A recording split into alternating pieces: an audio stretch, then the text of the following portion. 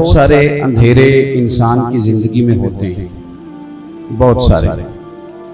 مایوسی کا اندھیرا بھی ہوتا ہے، بیماری کا اندھیرا بھی ہوتا ہے، تکبر کا بھی اندھیرا ہوتا ہے، عجب کا، خود پسندی کا بھی اندھیرا ہوتا ہے، اور بہت ساری ڈگریوں کے باوجود جہالت کا بھی ایک اندھیرا ہوتا ہے۔ اندھیرے بہت زیادہ ہیں۔ قرآن مجید نے یہاں ظلمات کا لفظ استعمال کیا، من الظلمات۔ بہت سارے آپ اندھیروں سے نکالیں گے، لیکن الی النور، نور ایک ہی ہے، روشنی ایک ہی ہے، سمت ایک ہی ہے۔ دین اسلام کی روشنی ایک ہے، اندھیرے جتنے بھی ہوں گے دین کی برکت سے، قرآن کی برکت سے، میلاد والے رسول کی برکت سے سارے اندھیرے دور ہو جائیں۔ انسان اپنی زندگی کے اندر گرچہ بڑا خوشحال نظر آتا ہے، اچھے کپڑے پہنتا ہے، اور یہ کہ وہ سمجھتا ہے کہ میں جس راستے پہ چل رہا ہوں اب کافی ساری کامیابیاں میں نے سمیٹ لی ہیں، تھوڑی باقی رہ گئی، لیکن بہرحال کہیں نہ کہیں کسی نہ کسی مقام پہ وہ الجھا ہوا ہوتا ہے، کسی اندھیرے کا شکار ہوتا ہے۔ ہم نے یہ دیکھا ہے کہ اللہ تبارک و تعالی نے انسانوں کو ایک باپ کی صلب سے، ایک ماں کے بدن سے سب کو پیدا کیا، اور حضور صلی اللہ تعالی علیہ وسلم نے بھی فرمایا کہ عربی کو اجمی پر، گھورے کو کالے پر کوئی فضیلت نہیں، ان اکرمکم عند اللہ اتقاکم۔ اللہ کے نزدیک اس کی عزت زیادہ ہے جو اللہ سے زیادہ ڈرتا ہے۔ باوجود اس کے آج بھی کچھ لوگ ایسے ہیں جو محسوس کرتے ہیں کہ میرا شاید وہ ستارہ زیادہ چمکدار تھا، اور یہ جو آدمی میرا ڈرائیور ہے اس کا شاید ستارہ کوئی کمزور ہے۔ وہ سمجھ لیتا ہے کہ شاید میں کچھ زیادہ مہنگی عقل لے کے آ گیا ہوں، میں نے پیسے کما لی، اور جو میری فیکٹری میں ملازمت کر رہے ہیں وہ شاید اور رنگ کے لوگ تھے۔ یہ ایک اندھیرا ہے، بلا وجہ اپنے آپ کو بڑا جاننا اور جان بوجھ کر کچھ ایسی میک اپ کرنا، ملمہ سازی کرنا، یعنی بالکل ٹھیک ٹھاک آدمی ہے لیکن وہ ڈرائیور کے ذمہ لگا دیتا ہے کہ میری گاڑی کا دروازہ تم نے کھولنا ہے۔ تو یہ بنیادی طور پر ایک کمزور ذہن کی علامت ہوتی ہے۔ اس طرح کے کام ہارے ہوئے لوگ کرتے ہیں، کمزور لوگ اس طرح کے کام کرتے ہیں کہ بتایا جائے کہ میں کوئی چیز ہوں۔ وہ کسی نے کہا تھا کہ بخت کے تخت سے یک لخت اتارا ہوا ایک شخص، تم نے دیکھا ہے کبھی جیت کے ہارا ہوا ایک شخص؟ لوگ ہارے ہوئے اس طرح کی باتیں کرتے ہیں۔ نبی پاک صلی اللہ تعالی علیہ وسلم نے نا لوگوں کو عزت دی، حضور کا مزاج تھا عزت دینے کا۔ حضرت بلال حبشی رضی اللہ تعالیٰ عنہ کا رنگ مبارک کالا تھا،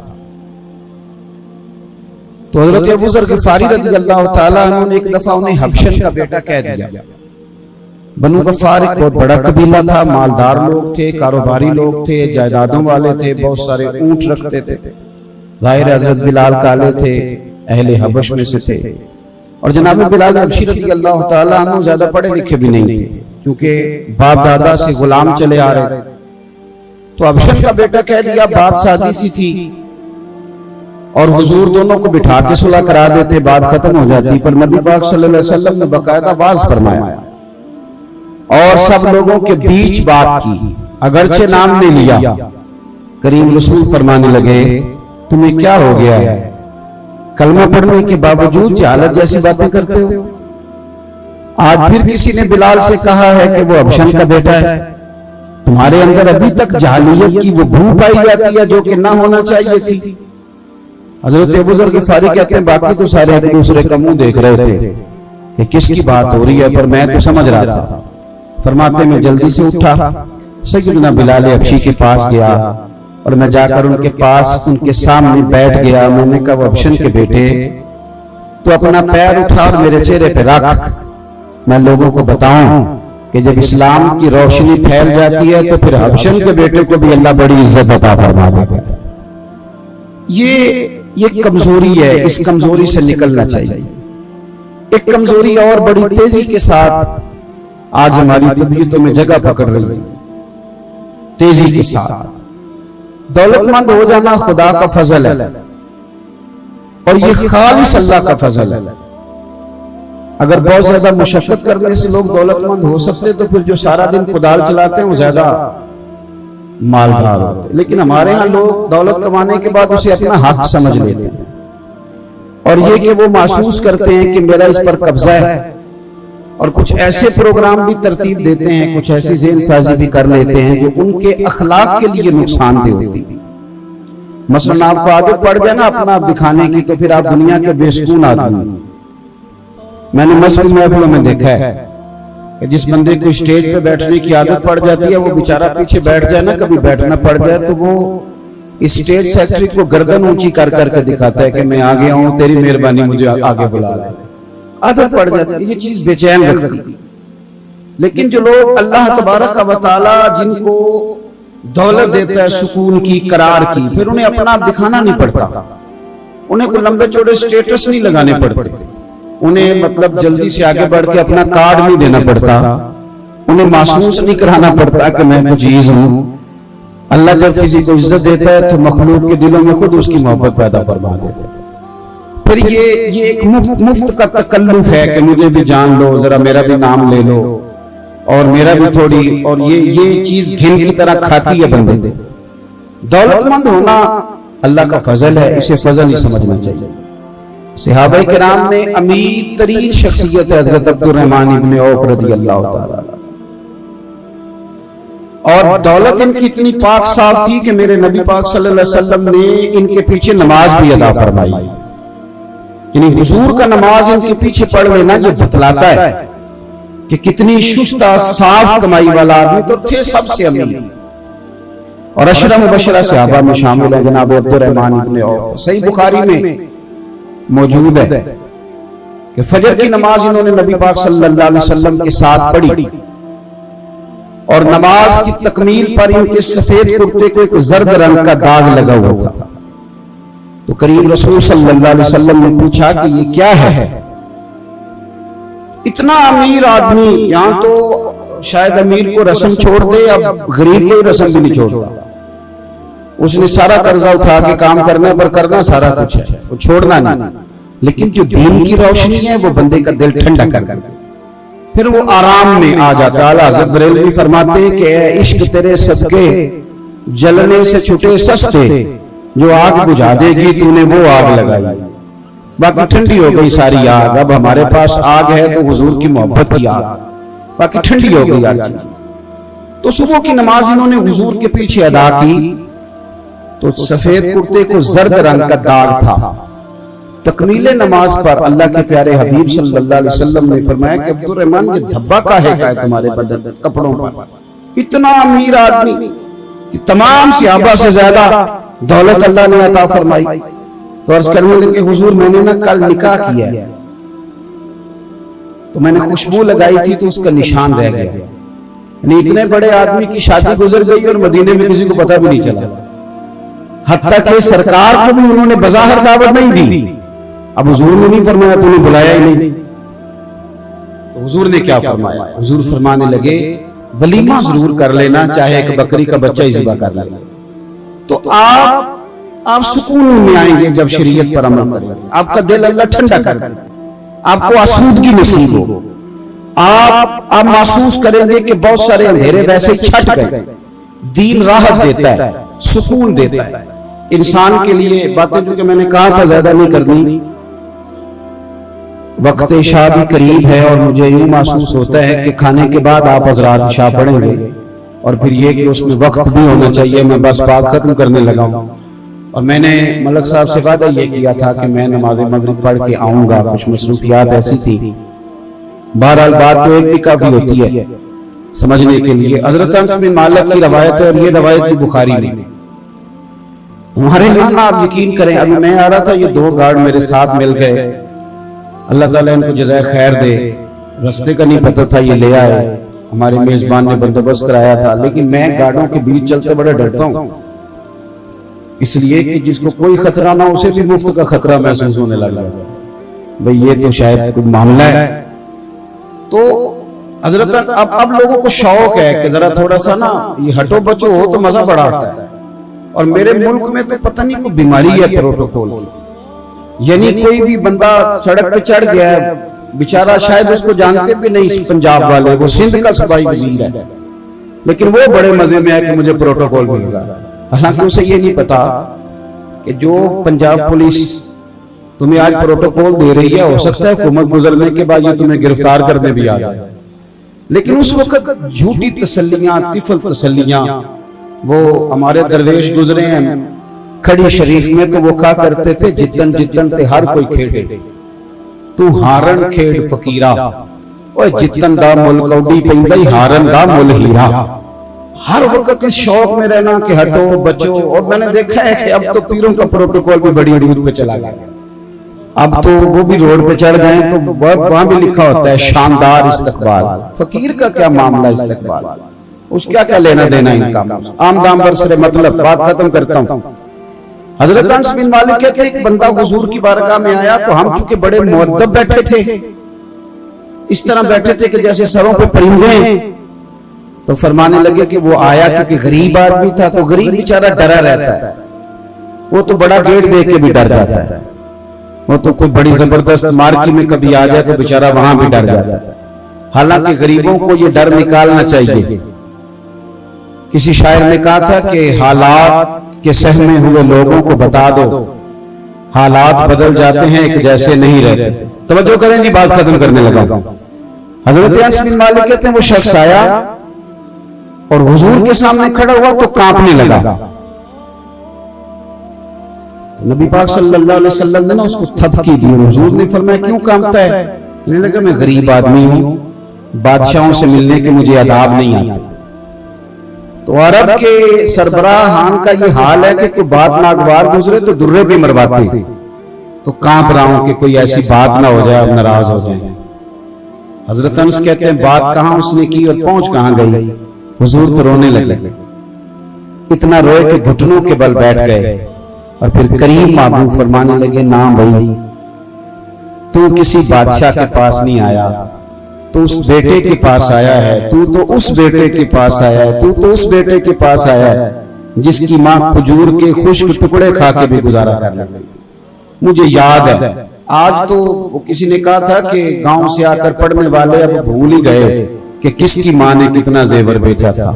اب تو لوگ بھول گئے نا کہ ہم کل کیا تھے اور آج کیا ہیں۔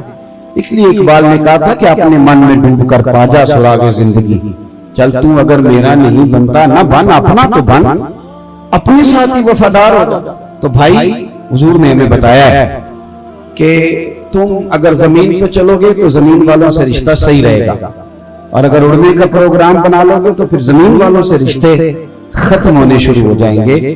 تو یہ روشنی ہے، روشنی کی طرف آئیں۔ آپ عزت وہ والی تلاش کریں جو رب کریم عطا کرتا ہے۔ آپ اپنی زندگی عاجزی کے ساتھ گزاریں گے تو آپ کو خود محسوس ہوگا کہ اللہ نے سکون دے دیا۔ اور سادہ زندگی ویسے بھی آسان ہوتی ہے۔ جو ہمارے بچے 4000 روپیہ لگا کے بال سیدھے کراتے ہیں بڑے پریشان ہوتے ہیں کہ میں نے اتنے پیسے لگائے کسی نے دیکھا ہی نہیں، لیکن جو بیچارے سیدھے سادے لوگ ہیں ان کو پریشانی بھی کوئی نہیں ہوتی، اسی کسی سے کچھ بھی نہیں لگتے، نہ کچھ ایڈا دردی۔ جی اب دعا نہ کریں، چلے ایک بات اور کر اللہ کو جزائے خیر۔ ایک بات اسی تعلق سے اور آپ کی خدمت میں عرض کرنی ہے، اس پر بھی آپ تھوڑی توجہ فرمائیں گے، اس پر بھی تھوڑا غور کریں۔ ایک ہمارے ہاں اور بڑا معاملہ تیزی سے آگے بڑھ رہا ہے، اور وہ معاملہ ایک دوسرے کو برا کہنے کا۔ کسی بھی شعبے کا نام لے لیں نا ہم اپنے ملک میں، آپ پٹواری کا نام لے لیں تو کیا لوگ تعریف کرتے ہیں اس کی؟